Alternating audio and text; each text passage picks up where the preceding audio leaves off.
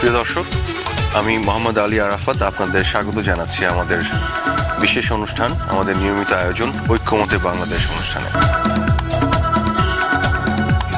আজকে আমরা যে বিষয়টি নিয়ে আলোচনা করব সেটি হলো সংবিধান। বিশেষ করে অতি সম্প্রতি আপনারা জানেন সংবিধান বিষয় নিয়ে বিভিন্ন পর্যায়ে আলোচনা হচ্ছে এবং আমরা জানি যে সর্বোচ্চ আদালতের রায়ে পঞ্চম এবং সপ্তম সংশোধনী বাতিল হয়ে যাওয়ার পরে এই বিষয়টি আরো আলোচনার কেন্দ্রে চলে এসেছে এবং এই রায়ের মাধ্যমে যে অযৌক্তিক এবং আনডিউ প্রসেসে যে সংবিধানকে কাটাছেঁড়া করা হয়েছে অতীতে বিভিন্ন সময়, সেগুলোকে সর্বোচ্চ আদালত অবৈধ ঘোষণা করেছে। তার ফলশ্রুতিতে যেটি হয়েছে যে আরো কিছু সংশোধনী যেগুলো সংবিধানের মধ্যে অসঙ্গতি তৈরি করছে, কাজে সেই অসঙ্গতি দূর করার জন্য সংসদ কাজ করছে এবং করবে এবং একটি সংসদীয় বিশেষ কমিটিও গঠন করা হয়েছে আপনারা জানেন। এবং সংসদীয় বিশেষ কমিটি সর্বস্তরের জনগণের মতামত নিচ্ছেন এবং এই মতামত আমরা প্রতিনিয়ত মিডিয়ার মাধ্যমে, গণমাধ্যমের মাধ্যমে পেয়ে যাচ্ছি। আজকে এই বিষয় নিয়ে আমরা আলোচনা করব এবং আমাদের এই আলোচনা থেকে আমরা কিছু বিষয় উঠে আনার চেষ্টা করব। আজকে আমাদের এই অনুষ্ঠানে যারা আছেন আপনাদের পরিচয় করিয়ে দিচ্ছি। আমাদের সাথে আছেন অবসরপ্রাপ্ত lieutenant general M Harunur Rashid Bir Protik, সাধারণ সম্পাদক সেক্টর কমান্ডার্স ফোরাম, আপনাকে স্বাগত জানাচ্ছি। আমাদের সাথে আরো আছেন অ্যাডভোকেট শ.ম. রেজাউল করিম, সাবেক সম্পাদক বাংলাদেশ সুপ্রিম কোর্ট আইনজীবী সমিতি, আপনাকে স্বাগত জানাচ্ছি। জনাব হারুনুর রশিদ, আপনাকে প্রশ্ন দিয়ে আমি শুরু করতে চাই। আপনি তো মুক্তিযুদ্ধের একজন বীর সেনানী, মুক্তিযুদ্ধ করেছেন, আবার একই সাথে বিজয়ের পরে সাক্ষী হয়েছেন অনেক ঘটনার আজ অবধি। এই মুক্তিযুদ্ধের চেতনাকে আমরা ভুলুণ্ঠিত হতে দেখেছি, যেটা আপনি দেখেছেন আপনার এই জীবদ্দশায়। সংবিধান ৭২-এর যে মূল চেতনাকে কাটাছেঁড়া হতে দেখেছেন বিভিন্ন পর্যায়ে। মুক্তিযুদ্ধের বিপক্ষ শক্তি তারা রাজনীতিতে আবার উজ্জীবিত হয়েছে, ক্ষমতার উচ্চ শিখর পর্যন্ত তারা গেছে, তাদেরকে পুনর্বাসিত করা হয়েছে। কিন্তু আমরা কেন জানি আবার ঘুরে দাঁড়িয়েছি এরকম মনে হচ্ছে আমাদের, বিশেষ করে ২০০৮-এর যে নির্বাচন তার পরবর্তী সময়। এবং আজকে সংবিধান নিয়ে যে বিষয়টি এসে দাঁড়িয়েছে এবং আমাদের মনে হচ্ছে যে একটা সুযোগ তৈরি হয়েছে ৭২-এর মূল চেতনায় ফিরে যাওয়া, সেই বিষয় নিয়ে আপনার কি অভিমত? আপনি মুক্তিযুদ্ধের কথা বলেছেন। মুক্তিযুদ্ধ ছিল আদর্শ ভিত্তিক একটি যুদ্ধ। এখানে দুই প্রতিবেশীর মধ্যে অনেক রকমের যুদ্ধ হতে পারে, কিন্তু মুক্তিযুদ্ধটা হচ্ছে আদর্শের যুদ্ধ। সেই আদর্শটা কি ছিল? পাকিস্তান প্রতিষ্ঠা হয়েছিল দ্বিজাতি তত্ত্বের ভিত্তিতে। তার বিপরীতে একটি সাহসিক স্বাধীনতা, অর্থনৈতিক স্বাধীনতার জন্য কিন্তু মুক্তিযুদ্ধটা হয়েছিল। এবং সেই মুক্তিযুদ্ধের যে আশা আকাঙ্ক্ষা, যেহেতু একটা দ্বিজাতি তত্ত্বের ভিত্তিতে প্রতিষ্ঠিত রাষ্ট্রের বিরুদ্ধে, তার মানে কথা হচ্ছে ধর্মভিত্তিক রাজনীতির বিরুদ্ধে মুক্তিযুদ্ধের সূচনা এবং মুক্তিযুদ্ধের বিজয়। যার জন্য আমরা পরবর্তীতে ১৯৭২ সালের ৪ নভেম্বর যে সংবিধানটি গৃহীত হয়, তার যে মূল নীতিগুলি পেয়েছিলাম, সেখানে প্রতিষ্ঠিত হয়েছিল মুক্তিযুদ্ধের আদর্শ, যেটা হচ্ছে অসাম্প্রদায়িক রাষ্ট্র, গণতান্ত্রিক রাষ্ট্র, সমাজতান্ত্রিক অর্থ ব্যবস্থা এবং বাঙালি জাতীয়তাবাদের ভিত্তিতে যে রাষ্ট্র পরিচালিত হবে। কিন্তু ১৯৭৫ সালের ১৫ই আগস্ট বঙ্গবন্ধু সপরিবারে হত্যা হওয়ার পরেই যারা ক্ষমতায় আসলেন তারা ছিল পরাজিত শক্তি। ৭১-এ যারা পরাজিত হয়েছিল তারা সেই পরাজিত শক্তি ক্ষমতায় আসলো। যার ফলে হলো কি, ১৯৭১ এবং ৭২-এ যে অর্জিত সফলতা, সেই সফলতাকে বিফল করে দিয়ে ৭১ সালে যারা পরাজিত হয়েছিল সেই পরাজিত শক্তির আবার উত্থান হলো। যার জন্য আপনি যে কথাগুলি বললেন, পঞ্চম সংশোধনী যার মাধ্যমে আসলো বিসমিল্লাহির রহমানির রহিম, সপ্তম সংশোধনী যার মাধ্যমে আসলো, অষ্টম সংশোধনী যার মাধ্যমে আসলো রাষ্ট্রধর্ম ইসলাম, এবং সবচেয়ে বড় কথা মৌলবাদ ভিত্তিক রাজনৈতিক দল। আপনার মনে আছে কিনা জানি না, বঙ্গবন্ধু ৭২ সংবিধানের পরে বলেছিলেন আর কোনো দিন এই দেশে ধর্ম নিয়ে কাউকে রাজনীতি করতে দেওয়া হবে না। আমি কোট করছি, আর কোনো দিন এই দেশে আর কাউকে ধর্ম নিয়ে রাজনীতি করতে দেওয়া হবে না। আমরা দেখেছি বহুদলীয় গণতন্ত্রের নামে মুসলিম লীগের প্রতিষ্ঠা, বহুদলীয় গণতন্ত্রের নামে জামাত ইসলামের প্রতিষ্ঠা, বহুদলীয় গণতন্ত্রের নামে নেজাম ইসলামের প্রতিষ্ঠা, সব ধর্মভিত্তিক রাজনৈতিক দলগুলির পুনঃপ্রতিষ্ঠা হলো। ফলে কি হলো? 1971 থেকে 1975 পর্যন্ত যে আদর্শ আকাঙ্ক্ষা নিয়ে আমরা রাষ্ট্রটা প্রতিষ্ঠা করলাম তার বিপরীতমুখী একটা ধারা প্রবর্তিত হলো। যাকে পরাজিত করলাম সে পরাজিত শক্তি ক্ষমতায় এসে পরাজিত ধারাকে আবার পুনরুজ্জীবিত করলো। আমাদের দেশে বর্তমান যে অবস্থার পরিপ্রেক্ষিত এটা যদি দেখেন, আজকে যে মৌলবাদ, আজকে যে সন্ত্রাস ঘরে ঘরে, এটা কোত্থেকে আসছে, কিভাবে আসছে? 1975 পরবর্তী সময়টাকে বিশ্লেষণ করেন, সেখান থেকে দেখতে পারবেন মৌলবাদের উত্থান সেখান থেকে, সন্ত্রাসের উত্থান সেখান থেকে, সমস্ত ধর্মীয় শিক্ষা প্রতিষ্ঠানগুলিকে পরিণত করা হয়েছে এক একটা দুর্গে। কিন্তু আপনি, আমি, গরিব ভাই, আমরা যে বসে আছি, আমরা তো ইসলাম ধর্ম পালন করি। আমি জীবনে ইসলাম ধর্মের যে মূল নীতি সেটাকে বিশ্বাস করি, সেটা হচ্ছে শান্তির ধর্ম ইসলাম। তাকে জোর করে ইসলাম বানানো যায় না। কিন্তু তারা যে এই ইসলামের নামে একেবারে নিরপরাধ কিছু লোককে খুন করতেছে, জনসভায় বোমা মেরে মানুষ মারতেছে। মানে আপনি বলতে যাচ্ছেন যে ইসলাম ধর্ম এবং ইসলামের নামে রাজনীতি এই দুটো এক জিনিস নয়, অসম্ভব, এটা কোনোভাবেই এক হতে পারে না। ইসলামের নামে যে রাজনীতি বঙ্গবন্ধু যে উদ্ধৃতি দিয়ে বললেন, আমি একটু সাপ্লিমেন্ট করতে চাই, তার যে মানে তার যে ছবি এবং তার যে চেহারা কত খারাপ হয় সেটা 71-এর মুক্তিযুদ্ধ তার একটি। বঙ্গবন্ধু যে কথাটা বলেছিলেন তার কারণ 1947 থেকে শুরু করে 1971 পর্যন্ত এই দীর্ঘ সময়ে বঙ্গবন্ধু যে সংগ্রামটা ছিল, সেই সংগ্রামের উপলব্ধি যে ধর্মভিত্তিক রাজনীতি আমাদেরকে কাঙ্ক্ষিত লক্ষ্যে পৌঁছাতে পারে নাই, যার জন্য 1971 সালে মুক্তিযুদ্ধ হলো। এবং মুক্তিযুদ্ধের সময় ধর্মভিত্তিক রাজনৈতিক দলগুলির যে ভূমিকা সেটিও তো বলে দেয় যে এটি কত নোংরা একটি রাজনীতি হতে পারে। এবং আজকের পাকিস্তান তো বঙ্গবন্ধু সেই কথাকে আরো পুনঃপ্রতিষ্ঠিত করছে যে আমরা কোথায় আসলে যে দাঁড়াই ধর্মভিত্তিক রাজনীতি, এই রাজনীতি চর্চা হলে। কাজে আমরা ধর্মের জায়গায় ধার্মিক মানুষ এখানে আছে, কিন্তু এটাকে ব্যবহার করে যে রাজনীতি, সংবিধানের মধ্যে একে নিয়ে এসে মানুষের সেন্টিমেন্টকে যে ব্যবহার করার, অপব্যবহার রাজনীতিতে ব্যবহার করার। এবং সেইখানে বললেও আপনি যে আপনার প্রশ্নের যে শেষ অংশ, যেটা হচ্ছে একটা নতুন সম্ভাবনার দ্বার উন্মোচিত হয়েছে। কারণ 2008 সালে যে নির্বাচন এবং সেই নির্বাচনে যে একটা গণরায় হয়েছে মহাজোট সরকারের পক্ষে, এবং সেখানে 3/4 ভোট পেয়ে তারা সংসদে আজকে কাজ করছে। তো সেখানে আরেকটি সুযোগ আসছে, 72-এ একেবারে হুবহু ফেরত না গেল 72-এর যে চেতনা, মুক্তিযুদ্ধের যে আদর্শ, মুক্তিযুদ্ধের যে চেতনাটাকে পুনরায় উজ্জীবিত করার জন্য, এবং 1975 পরবর্তী সময়ে যে পরাজিত শক্তির উত্থান হয়েছিল তাদেরকে চিরতরে নির্মূল করার জন্য। কিন্তু আমরা যদি এই সুযোগে সদ্ব্যবহার করতে না পারি, আমি জানি না, হয়তো আগামী 40 বছর লাগবে আবার সেই পুনরায় নতুন সুযোগ সৃষ্টি করার জন্য। চমৎকার ভাবে বলছেন জনাব রেজাউল করিম, এবং আপনি কি বলবেন এই বিষয়টি নিয়ে? জেনারেল হারুন যথার্থ বলেছেন। আমাদের এই যে বাংলাদেশ নামক ভূখণ্ডটি, এটাতে একদিনের সৃষ্টি হয়নি, হাজার বছরের ইতিহাস রয়েছে। এখানে হিন্দু, মুসলিম, বৌদ্ধ, খ্রিস্টান, বিভিন্ন শ্রেণী পেশা, ধর্ম, অন্যান্য বিষয়ে যারা বিভক্ত তারা বসবাস করে আসছে। যখনই আমাদের সামগ্রিক কোনো স্বাধিকার আন্দোলন বলুন, ভাষার আন্দোলন বলুন, আমাদের মহান মুক্তিযুদ্ধ বলুন, এই আন্দোলনে কিন্তু দলমত নির্বিশেষে সকলে অংশগ্রহণ করেছে। 1971-এ 30 লক্ষ শহীদ রক্ত দিয়েছে। এখানে রাম আর রহিমের রক্ত আলাদা করেনি, একাকার হয়েছে। যখন নারী নির্যাতনের শিকার হয়েছে তখন হিন্দু পরিবার, মুসলিম পরিবার আলাদা বিভাজন করে নেয়নি। সবাই এই দেশটাকে সামগ্রিকভাবে নিজের দেশ মনে করে যুদ্ধ করেছে, এবং সেই যুদ্ধের ধারাবাহিকতা শুরু হয়েছে বহু পূর্ব থেকে। সেটা দীর্ঘ সময়ের ব্যাপার। বিশেষ করে মহান মুক্তিযুদ্ধের পূর্বে যে অবস্থাটা ছিল, জেনারেল হারুন বলেছেন যে বঙ্গবন্ধুর একটি কাঙ্ক্ষিত লক্ষ্য ছিল যে একটা অসাম্প্রদায়িক, শোষণহীন, সুখী, সমৃদ্ধ, প্রগতির বাংলাদেশ সৃষ্টি হবে, যেটাকে সোনার বাংলা হিসেবে বঙ্গবন্ধু অভিহিত করেছিলেন। সেই লক্ষ্য নিয়েই কিন্তু মহান মুক্তিযুদ্ধে আত্মত্যাগের মধ্য দিয়ে আমরা স্বাধীনতা অর্জন করলাম। স্বাধীনতা অর্জনের পরে যে সংবিধানটি আমরা অর্জন করেছিলাম, এটা বিশ্বের সকল সেরা সংবিধানের ভিতরে অন্যতম একটি সংবিধান।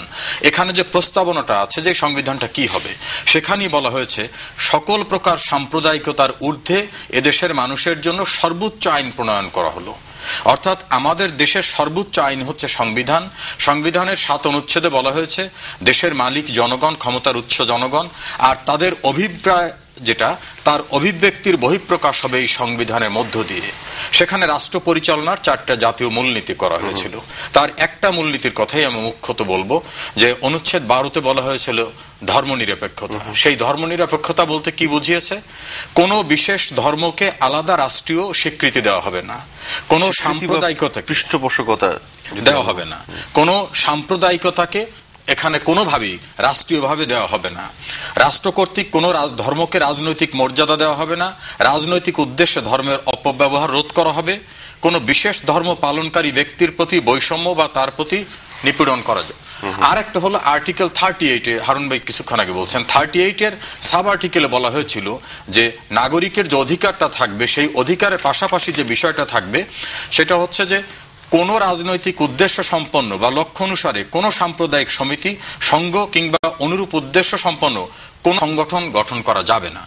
এটা যদি কেউ করে তাহলে আমাদের বিশেষ ক্ষমতা আইনের 20 ধারায় তার সাজা পর্যন্ত হবে। এটা ছিল আমাদের সংবিধানের মূল যে রাষ্ট্র পরিচালনার নীতি, সেইটাকে, এই নীতিটাকে হুট করে বাদ দিয়ে দেওয়া হলো। কখন? যখন যার কোনো আইনগত অধিকার ছিল না ক্ষমতায় আসার, তারা ক্ষমতায় আসলেন। কিভাবে আসলেন? স্বাধীনতার স্থপতি মহান বঙ্গবন্ধুকে সপরিবারে নৃশংসভাবে হত্যা করার পরে খন্দকার মোস্তাক ছিলেন সামনে, নেপথ্যে অন্যরা ছিলেন। খন্দকার মোস্তাকের পরে বিচারপতি সায়েমকে ফেলে দিয়ে পর্দার আড়ালে যিনি ছিলেন জেনারেল জিয়াউর রহমান, তিনি স্বরূপে আবির্ভূত হলেন। তিনি করলেন ক্ষমতায় এসে তিনি পাকিস্তান পুনরুদ্ধারের দায়িত্ব নিয়ে বিদেশে ক্যাম্পিং করতেছিলেন যিনি গোলাম আজম, যুদ্ধ অপরাধী গোলাম আজম, তাকে তিনি দেশে ফিরে আসার সুযোগ দিলেন একটা অজুহাতে। তাকে এদেশের নাগরিক হওয়ার সুযোগ করে দিলেন। রাজাকার শাহাজিজ থেকে শুরু করে মাওলানা মান্নান, জয়পুরহাটের আব্দুল আলিম, সকলকে রাজনীতিতে পুনর্বাসন করলেন। এই পুনর্বাসনের ধারাবাহিকতায় শেষ পর্যন্ত 1979 সালের 9 এপ্রিল পর্যন্ত যত কুকর্ম, অবৈধ কর্ম তারা করেছিলেন, সেইটাকে সাংবিধানিক স্বীকৃতি দিলেন 5ম সংশোধনীর মধ্য দিয়ে, যেটা সুপ্রিম কোর্টের রায় বাতিল হয়ে গেল। ফলে তাদের উত্থান, তাদের কৃতকর্ম এটা বেআইনি ছিল, স্বীকৃত হয়ে গেল। দেন যে বিষয়টি আসে, যে কথাটা আপনি শুরুতে বলেছেন, যে রাষ্ট্রধর্ম হিসাবে একটা নতুন বিধান সংযোজন করা হলো অনুচ্ছেদ 2-এর ক হিসাবে। এটা আসলো 8ম সংশোধনীতে। এখন প্রশ্ন আসে যে 8ম সংশোধনীতে আসার পূর্ব পর্যন্ত এদেশের মানুষকে নামাজ পড়েনি? এদেশে কি ইসলাম ছিল না? যারা বলে যে বঙ্গবন্ধু বা রাজনৈতিকভাবে বঙ্গবন্ধুকে ইসলামের বাইরে নিয়ে সস্তা দরের মানুষের অনুভূতিতে নিতে চায়, তাদের প্রসঙ্গে যে কথাটা পরিষ্কারভাবে বলা যায়, বঙ্গবন্ধু যেমন একাধারে বাঙালি ছিলেন, সর্বকালের সেরা বাঙালি, ব্যক্তিগত জীবনে ধর্মীয় মূল্যবোধে তিনি মুসলমান ছিলেন, তিনি কিন্তু ওআইসি সম্মেলনে গিয়েছিলেন। এই বঙ্গবন্ধুর হাতেই কিন্তু ইসলামিক ফাউন্ডেশনের প্রতিষ্ঠা, ইসলাম আমাদের মাদ্রাসা শিক্ষা বোর্ডের প্রতিষ্ঠা কিন্তু বঙ্গবন্ধুর হাতে। এদেশে যদি ব্যক্তিগত চিন্তা চেতনায় বিশ্বাস করেন, তাহলে বঙ্গবন্ধুর জীবনের শ্রেষ্ঠ যে ভাষণটি 7ই মার্চের ভাষণ, তার শেষ পংক্তি ছিল এদেশের মানুষকে মুক্ত করে ছাড়বো ইনশাআল্লাহ। বঙ্গবন্ধুর উপর বা আল্লাহর উপরে, ইসলামের উপর বঙ্গবন্ধুর বিশ্বাস নিয়ে কোনো দ্বিধাদ্বন্দ্ব কখনোই কেউ যারা প্রচার করতে চায় তার কোনো বিতর্ক আসলে দেখাতে পারবে না।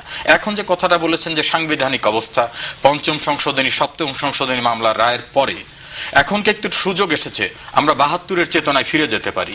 আইনগতভাবে আমি কোথাও বাধা দেখি না, একেবারে হুবহু দাড়ি কমা সেমিকলনে যাওয়া যাবে না, কিন্তু 72-এর চেতনার মৌলিক যে কথাটা ছিল, অসাম্প্রদায়িক বাংলাদেশ হবে, যেখানে কোনো সাম্প্রদায়িকতাকে প্রাধান্য দেওয়া হবে না, যেখানে হিন্দু, মুসলিম, বৌদ্ধ, খ্রিস্টান সকলের জন্য সমান অধিকার থাকবে, রাষ্ট্র কোনো নাগরিককে 2য় শ্রেণীর মর্যাদা দেবে না। এবং আমাদের কনস্টিটিউশনে বলা হয়েছে যে ধর্ম, লিঙ্গ, জাতিভেদে কোন নাগরিককে বৈষম্যের শিকার পরিণত করা যাবে না।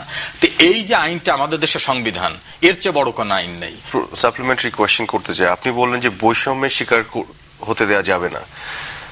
এই বৈষম্যের শিকার হতে যাওয়ার ব্যাপারটা কি কোনো ধর্ম অ্যাপ্রুভ করে, অনুমোদন দেয়? কোনো ধর্ম অ্যাপ্রুভ করে না। তাহলে আমরা যে বিষয়টি ধর্মকে নিয়ে বাড়াবাড়ি করে যে বৈষম্য স্বীকার করছে একটি জাতিগোষ্ঠীর মধ্যে, বিভিন্ন ধর্মের মধ্যে, সেটি তো শুধু গণতন্ত্র বিরোধী নয় বা মুক্তিযুদ্ধের চেতনা বিরোধী নয়, এটি তো আমি আমার আন্ডারস্ট্যান্ডিং এ দেখছি ধর্ম বিরোধীও। আমি দুইটা কথা বলতে চাই। একটা কথা হচ্ছে রাষ্ট্র ধর্ম। রাষ্ট্রটা এমন একটা জিনিস, তার নিজস্ব কোনো অনুভূতি নেই। রাষ্ট্র তো নামাজ পড়ে না। আমি মানুষ, আমার একটা অনুভূতি আছে, আমার একটা বিশ্বাস আছে, আমার বিশ্বাসের কারণে আমি ইসলাম, আরেকজনের বিশ্বাসের কারণে সে হিন্দু, আরেকজনের বিশ্বাসের কারণে সে খ্রিস্টান। কিন্তু রাষ্ট্রে কোনো বিশ্বাস নেই, রাষ্ট্রে কোনো অনুভূতি নেই, কাজে তার জন্য ধর্ম অনর্থক। রাইট? বিসমিল্লাহির রহমানির রহিম, এই যে সংবিধানটা তৈরি করা হয়েছে, এই সংবিধানটা বাংলাদেশের সকল মানুষের জন্য সমভাবে প্রযোজ্য। সকল মানুষের জন্য, হিন্দু, বৌদ্ধ, খ্রিস্টান, মুসলিম অথবা এর বাইরেও যদি কেউ থাকে তার জন্য সমানভাবে প্রযোজ্য। তো সেই বইটাতে যেখানে হিন্দু, বৌদ্ধ, খ্রিস্টান এবং অন্যান্য ধর্মাবলম্বীরা যে বইটা ব্যবহার করবে, সেই বইটা আপনি ইসলাম ধর্মের বিসমিল্লাহির রহমানির রহিম দিয়ে শুরু করবেন, তাহলে কি অন্য ধর্মের প্রতি ডিসক্রিমিনেশন হচ্ছে না? ইসলাম ধর্ম নিজেই অ্যাপ্রুভ করে না। আমি আপনাকে দুইটা ঐতিহাসিক এক্সাম্পল দিতে চাই। ঐতিহাসিক এক্সাম্পল হচ্ছে, আমরা বলে থাকি আজকে বর্তমান বিশ্বে যে সমস্ত গঠনতন্ত্রের কথা বলা হয়, সংবিধানের কথা হয়, এই সংবিধানের কিন্তু শুরু হয়েছিল মদিনা সনদ দিয়ে। হযরত মুহাম্মদ সাল্লাল্লাহু আলাইহি ওয়াসাল্লাম যখন মক্কা থেকে হিজরত করে মদিনায় গেলেন, মদিনাতে তখন শুধুমাত্র মুসলমান ছিল না, ওখানে মুসলিম ছিল, ওখানে খ্রিস্টান ছিল, ওখানে ইহুদি ছিল। সকলের মিলে কিভাবে একটা রাষ্ট্র পরিচালনা করা যায় তার সর্বশ্রেষ্ঠ উদাহরণ মহানবী সাল্লাল্লাহু আলাইহি ওয়াসাল্লাম দিলেন মদিনা সনদ দিয়ে। সেই মদিনা সনদে কিন্তু উনি বিসমিল্লাহির রহমানির রহিম শুরু করেননি, বা ইসলাম রাষ্ট্র ধর্ম এরকম কোনো কিছু ইসলাম রাষ্ট্র ধর্ম করেননি। তারও পরিবর্তিতে যখন যুদ্ধ করছিলেন, হুদায়বিয়ার সন্ধি হলো, কে রেজাল করিম ভাই, হুদায়বিয়ার সন্ধি হলো, সেই হুদায়বিয়ার সন্ধি যেহেতু এটা মুসলিমদের সাথে অমুসলিমদের একটা চুক্তি, সেই চুক্তি কিন্তু বিসমিল্লাহির রহমানির রহিম শুরু হয়নি। তো কাজে আমরা বাংলাদেশে, করিম ভাই বলছেন যে ৭৫-এর আগে ১০০০ বছর ধরে বাঙালিরা হিন্দু, বৌদ্ধ, খ্রিস্টান, মুসলিমরা একত্র এখানে বসবাস করেছিল, যার যার ধর্ম সে পালন করেছিল। তার আগেও বাংলাদেশে মসজিদ ছিল, তার আগেও বাংলাদেশে ইসলাম ধর্ম প্রচারিত হয়েছে, তার আগে ইসলাম ধর্ম পালিত হয়েছে। কাজেই রাষ্ট্রকে ইসলাম ধর্ম করে আমি এমন কিছু দিইনি যার জন্য আমাদের বাংলাদেশের কোনো উন্নতি হতে পারে, বাংলাদেশের কোনো লাভ হতে পারে, বরং এখানে আমি একটা ডিসক্রিমিনেশন এনে জাতিকে বিভক্ত করছে। আপনার এই সূত্র ধরে আমি আপনাদের দুজনের কাছে যে প্রশ্নটি করতে চাই, যে এই সংবিধানে বিসমিল্লাহ এনে আমরা কি বিসমিল্লাহর মান মর্যাদা বাড়িয়েছি, বা আমাদের সংবিধানের কিছু হয়েছে কিনা? কিছুই হয়নি। আপনি যে উদাহরণটি দিলেন মহানবী সাল্লাল্লাহু আলাইহি সাল্লামের, তাহলে সেটি যদি উনার চেতনা হয়, সেই চেতনা বিরোধী কাজ তো আমরা করেছি। আমরা যেখানে বৈষম্য এবং ডিসক্রিমিনেশন তৈরি করে, আমরা কি বলতে পারি যে আজকে যে মিলিটারি রুলার বা অটোক্র্যাটিক রুলার যারা, বা বিভিন্ন অন্যান্য অগণতান্ত্রিক পন্থায় যারা ক্ষমতায় এসে এবং ধর্মকে ব্যবহার করছেন, বা যেগুলো দ্য সো কল রাজনৈতিক শক্তি যারা, তাদের কি ইসলাম প্রেম মহানবীর চাইতে বেশি বলা যাবে? পাকিস্তান রাষ্ট্রটি প্রতিষ্ঠা হয়েছিল দ্বিজাতি তত্ত্বের ভিত্তিতে, মুসলমানদের জন্য রাষ্ট্র। কিন্তু 1947 সালে পাকিস্তান প্রতিষ্ঠার একেবারে অব্যবহিত পরেই তৎকালীন পাকিস্তানের জন্মদাতা মোহাম্মদ আলী জিন্নাহ বলেছিল, আজকে থেকে পাকিস্তানে কেউ হিন্দু, বৌদ্ধ, মুসলিম, খ্রিস্টান হবে না, আজকে থেকে আমরা সকলে পাকিস্তানি। কিন্তু সেটাকে পাকিস্তানেরা জিন্নার পরে যখন ইসলামিক রিপাবলিক অফ পাকিস্তান করলো, তার পরিণতি আজকে দেখেন। এক্স্যাক্টলি। না, আপনার সেই সূত্র ধরে আমি যে প্রশ্নটি করতে যাচ্ছিলাম দুজনের কাছে, যে মহানবী যে এক্সাম্পল সেট করেছেন, সেই এক্সাম্পলের বাইরে যে আমাদের কিছু রাজনৈতিক দল আজকে বিসমিল্লাহ বা রাষ্ট্রধর্ম নিয়ে এক ধরনের রাজনৈতিক খেলা খেলছে, কাজী তাহলে তারা কি ইসলামের চেতনা থেকে দূরে সরে কিন্তু এই কাজগুলি করছে? তাহলে তাদের উদ্দেশ্য কি হতে পারে? উদ্দেশ্য একটি হতে পারে, এই জিনিসগুলোকে ব্যবহার করে, মানুষের অনুভূতিকে, ধর্মীয় অনুভূতিকে ব্যবহার করে রাজনীতিতে এটাকে কিভাবে ক্যাশ করা যায়, এবং এই কাজটিকে আমাদের ধর্মকে এবং ইসলামকে বা বিসমিল্লাহকে আরো খাটো করছে না? এটা অ্যাবসলিউটলি যে জিনিসটা আপনি বলছেন, আমাদের মহান মুক্তিযুদ্ধের সময় বলা হতো যে কাফেরদের সম্পত্তি নিয়ে এসে বলা হতো গনিমতের মাল, আর যারা দেশের স্বাধীনতার পক্ষে তাদের বাড়িতে মেয়েদের ধরে নিয়ে আসা হতো, তাদের নির্যাতন করা হতো এবং ব্যবহার করা হতো নামটা ইসলামের। ইসলামের নাম যারা ব্যবহার করেছিলেন তারা নিজেরা কতটা ইসলাম বিশ্বাস করেন, ইসলাম সম্পর্কে কতটা জানেন, সে বিষয় নিয়ে অলকা আলোচনা হয়েছে। তারা রাজনৈতিক উদ্দেশ্যে মানুষের সস্তা ধর্মীয় অনুভূতিটাকে ব্যবহার করার জন্য এটা করেছেন। ৭১ সনে আমার ইসলাম কি পারমিট করে যে অপরের মেয়েকে এনে ধর্ষণ করো? ইসলাম কি পারমিট করে কারো বাড়িঘর জ্বালিয়ে দাও? ইসলাম কি পারমিট করে কোনো বিচার ব্যবস্থা বা সিদ্ধান্তের মধ্যছাড়া নৃশংসভাবে মানুষকে হত্যা করা? ইসলাম কি পারমিট করে কোনো স্বাধীন চেতা মানুষকে অবরুদ্ধ করে রাখো? ইসলাম পারমিট করে না। আর আমাদের দেশে দেশে প্রচলিত আইনের একটা বিষয়, এই সংবিধানের চেয়ে বড় কোনো আইন দেশে নাই। এই সংবিধানের আর্টিকেল 87 বলা হয়েছে সকল নাগরিক আইনের দৃষ্টিতে সমান। এখানে বলা হয়নি সকল মুসলমান, এখানে সকল নাগরিক। দেন আর্টিকেল 28 বলা হয়েছে কেবল ধর্ম, গোষ্ঠী, বর্ণ, নারী পুরুষ বা জন্মস্থানের কারণে কোন নাগরিকের প্রতি রাষ্ট্র বৈষম্য করিবে না। তাহলে এই বিধান বিদ্যমান থাকা অবস্থায় আপনি রাষ্ট্র ধর্ম করে এক শ্রেণীকে এক জায়গায় নিয়ে যাচ্ছেন, আর একটা শ্রেণীকে আপনি দ্বিতীয় শ্রেণীর মর্যাদা দিচ্ছেন। আপনি তো সংবিধানের আইনই মানছেন না। এইগুলো যখন সুপ্রিম কোর্টের রায় বাতিল হয়ে গেল, এখন একটি সুযোগ এসেছে।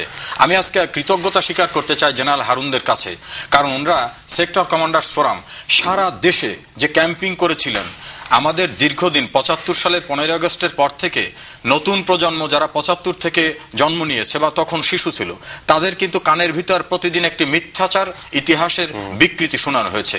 ওনাদের ক্যাম্পিং এর কারণে নতুন প্রজন্ম জাগ্রত হওয়ার কারণে কিন্তু মহাজোট সরকারের এই বিশাল বিজয় ছিনিয়ে আনা সম্ভব হয়েছে। তারা কিন্তু মুক্তিযুদ্ধের চেতনা বাস্তবায়ন চেয়েছে, তারা ঘাতক দালাল যারা ছিল যুদ্ধাপরাধী তাদের বিচার চেয়েছে। এই সুবর্ণ সুযোগটায় আমরা যদি আমাদের মৌলিক চেতনার জায়গায় ফিরে যেতে কোনোভাবে ভুল করি, সেটা বড় ধরনের একটা ভুল হবে। একটি প্রশ্ন করতে চাই আলোচনার সূত্র ধরে, সেটা হচ্ছে যে বৈষম্যের কথা আমরা বলছি। আজকে আমরা বলছি এই দেশে ধর্ম নির্বিশেষে, বিভিন্ন ধর্ম নির্বিশেষে অনেকের সকলের বসবাস। কাজে কোন একটি বিশেষ ধর্মকে রাষ্ট্র বা সংবিধান পৃষ্ঠপোষকতা করা বৈষম্য হবে। কিন্তু আমরা যদি জোর করেও ফেলি, যেহেতু আমরা মেজরিটি সংখ্যাধিক্যে মুসলমানরা সংখ্যাধিক্য, যদি করেও ফেলি, তাহলে আমরা কি এটা চিন্তা করে দেখছি যে গোটা বিশ্বে যতগুলি দেশ আছে এর মধ্যে কতগুলি দেশে মুসলমানরা মেজরিটি আর কতগুলি দেশে মুসলমানরা মাইনরিটি? 47 থেকে 71 এই সময়টুকু আমরা ধর্মভিত্তিক রাজনীতির একটা ফলাফল দেখেছি, যার জন্য 71-এর যুদ্ধের পরপরে 72-এর সংবিধান যখন করা হলো, তখন সেই অভিজ্ঞতাটাকে কাজে লাগিয়ে বঙ্গবন্ধু বলেছিলেন এই দেশে আর কোনোদিন কাকেও ধর্ম নিয়ে রাজনীতি করতে দেওয়া হবে না। কাজে এখন তো আমাদের সেই অসাম্প্রদায়িক চেতনার যে সংবিধান, সেখানে ফিরে যাওয়া উচিত বলে আপনি মনে করেন? অবশ্যই এই সুযোগ দ্বিতীয়বার আসবে না। আমরা তো বললাম এটা একটা আত্মঘাতী সিদ্ধান্ত। মানে একটা জাতি কিন্তু বারবার এত রক্তক্ষয় করতে পারবে না। আমাদের স্বাধীনতা অর্জনের জন্য হারুন ভাইদের নেতৃত্বে যে রক্ত দিতে হয়েছে, যে ত্যাগ স্বীকার করতে হয়েছে, আমাদের মহান বঙ্গবন্ধুর আহ্বানে সাড়া দিয়ে, বিশ্বের কোন দেশের রেকর্ড নাই এত বেশি ত্যাগ স্বীকার করে স্বাধীনতা অর্জন করতে হয়েছে। আবার একটা স্বাধীনতা অর্জিত হয়েছে মহাজোট সরকারের বিজয়ের মধ্য দিয়ে। এইবার যদি সেই স্বাধীনতার চেতনাকে আমরা সমুন্নত করে এটাকে প্রাতিষ্ঠানিক রূপ দিতে না পারি, তাহলে ওই হারুন ভাই যে আশঙ্কার কথা বলেছেন যে এটা হবে আত্মঘাতী, আমি মনে করি আদালতের রায়ের প্রেক্ষিতে, জনমতের ভিত্তিতে, পার্লামেন্টের সংখ্যাগরিষ্ঠতায় এবং মহান বঙ্গবন্ধুর কন্যা জননেত্রী শেখ হাসিনার নেতৃত্বাধীন সরকার এই সময় মুক্তিযুদ্ধের চেতনায় বিশ্বাসী, সকলেই কিন্তু ঐক্যবদ্ধ। এই সময় যদি মুক্তিযুদ্ধের চেতনার বাংলাদেশকে আমরা সার্বিকভাবে প্রতিষ্ঠিত করতে না পারি, তাহলে 30 লক্ষ শহীদের আত্মা শান্তি পাবে না, মহান বঙ্গবন্ধুর আত্মা শান্তি পাবে না, আমাদের কাঙ্ক্ষিত স্বপ্নই থেকে যাবে। এবং আমার শেষ প্রশ্ন, আমাদের সময় হাতে একেবারে কম, ধর্মভিত্তিক রাজনীতি যে বিষয়টি, এটিও তো একটি বড় জায়গা, এবং আমরা এর চেহারা দেখছি পাকিস্তানে কি হচ্ছে। বাংলাদেশে কিছুদিন আগে দেখেছি 75 পরবর্তী সময়ে এই রাজনীতি চর্চা শুরুর ফলশ্রুতিতে আমরা জঙ্গিবাদের সর্বোচ্চ মানে 2001 থেকে 2006 সালে তো দেখেছি। এক্স্যাক্টলি। তো এখানে আপনাদের অভিমত কি, যে আমাদেরকে একটা শক্ত অবস্থান নেওয়া উচিত কিনা? অবশ্যই, সেটা জন্য শক্ত অবস্থান শুধু নয়, আমরা যেটা বলছি বাংলাদেশ সবসময় অসাম্প্রদায়িক ছিল, অসাম্প্রদায়িক থাকতে হবে। শুধুমাত্র 1975 পরবর্তী সময় থেকে শুরু করে আপনি যদি দেখেন 2006 সাল পর্যন্ত এর মধ্যে শুধু জঙ্গিবাদ, মৌলবাদ উত্থান হয়েছে। করিম ভাই তো এক্সাম্পল দিয়ে বলছে যে 1975-এর আগে এই দেশে ইসলাম ছিল, এদেশে মসজিদ ছিল, এদেশের লোকেরা ইসলাম ধর্ম প্র্যাকটিস করেছে এবং প্রসারিত হয়েছে। এক্স্যাক্টলি। তো তখন তো রাষ্ট্র ধর্ম ইসলাম করা লাগেনি, তখন তো যে সংবিধান সেটাকে বিসমিল্লাহির রহমানির রহিম দিয়ে শুরু করতে হয়নি। আজকে কেন এটা করতে হচ্ছে? এবং আজকে করার ফলে আমরা কি পেয়েছি? আমরা পেয়েছি আজকে আমাদের রাষ্ট্রের মধ্যে সন্ত্রাস, রাষ্ট্রের মধ্যে মৌলবাদ, রাষ্ট্রের মধ্যে হানাহানি। প্রিয় দর্শক, আমরা আমাদের আলোচনা অনুষ্ঠানের একেবারে শেষ পর্যায়ে। আপনারা শুনলেন আমাদের আজকে সম্মানিত অতিথিবৃন্দের কথা। আমাদের আলোচনা থেকে যেটি উঠে আসলো যে আজকে যে সংবিধান সংশোধনী যে বিষয়টি, যেটি আজকে সরকার যে বিষয়টি নিয়ে কাজ করছে, আমাদের জনগণ থেকেও এই বিষয় নিয়ে কথা বলার একটি সুযোগ তৈরি হয়েছে। এবং আমরা মনে করি যে মানুষকে বোকা বানানোর যে রাজনীতি, ধর্মকে ব্যবহার করে এই অসৎ রাজনীতি যেটি জেনারেল হারুন বললেন, সেই অসৎ রাজনীতি আমাদের পরিহার করা উচিত। এবং এদেশের সংখ্যাগরিষ্ঠ মানুষ মুসলমান, সেটি বাস্তবতা। এবং জনাব রেজাউল করিম সাহেব যেটি বললেন যে আমাদের দেশে রাষ্ট্রধর্ম ইসলাম হওয়ার আগেও মানুষ নামাজ পড়েছে, সংবিধানে বিসমিল্লাহ সংযোজন করার আগেও মানুষ নামাজ পড়েছে। এবং সবচেয়ে বড় কথা, ধর্মভীরু বাঙালি মুসলিম বাঙালি যারা, তারা তাদের যে কোনো কাজ শুরু করার আগে বিসমিল্লাহ দিয়ে শুরু করে। এবং এই দেশের আকাশে বাতাসে বিসমিল্লাহর অনুরণন। এইখানে বিসমিল্লাহর মান মর্যাদা বাড়ে না বা সংবিধানের মান মর্যাদা বাড়ে না এই বিষয়গুলিকে সংবিধানে সংযোজন করার ফলে। এবং আমরা এও দেখেছি ইতিহাস ঘাটলে, ইসলামের মহান নবী হযরত মুহাম্মদ সাল্লাল্লাহু আলাইহি সাল্লামের যে রাষ্ট্র পরিচালনার যে চেতনা, সেই চেতনার সাথে এই বিষয়গুলি সঙ্গতিপূর্ণ নয়। কাজে আমাদের সময় এসেছে বোঝার যে যারা এই ধর্মকে ব্যবহার করে, অপব্যবহার করে, কোন উদ্দেশ্যে তারা করে। এবং এই ব্যবহার যেমন ধর্মকে ছোট করে, সংবিধানকে বৈষম্যমূলক করে তোলে, গণতন্ত্রকে ভুলুণ্ঠিত করে এবং গণতন্ত্র বিরোধী কাজ হয়ে যায়। কাজে আমরা আশা করব আমাদের এই আজকের আলোচনা থেকে আপনাদের কাছে বিষয়টি পরিষ্কার হয়েছে এবং এই একই বিষয় নিয়ে আমরা আরো বেশ কিছু আলোচনা করব, যাতে করে সেই ধর্মকে ব্যবহার করা মুখোশধারী রাজনীতিবিদরা উন্মোচিত হয়ে যায় আমাদের দেশের জনগণের সামনে।